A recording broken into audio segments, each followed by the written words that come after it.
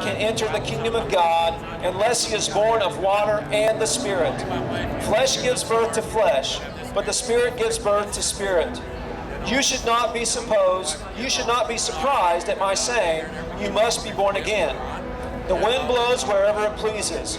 You hear its sound, but you cannot tell where it comes from or where it is going.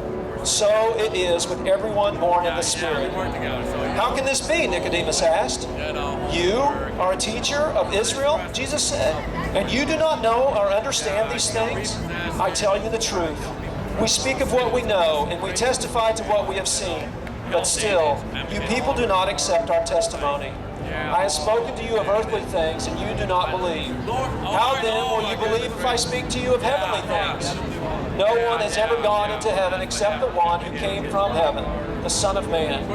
Just as Moses lifted up the snake in the desert, so the Son of Man must be lifted up, that everyone who believes in him may have eternal life. For God so loved the world that he gave his one and only Son, that whoever believes in him shall not perish but have everlasting life. For God did not send his Son into the world to condemn the world, but to save the world through him. Whoever believes in him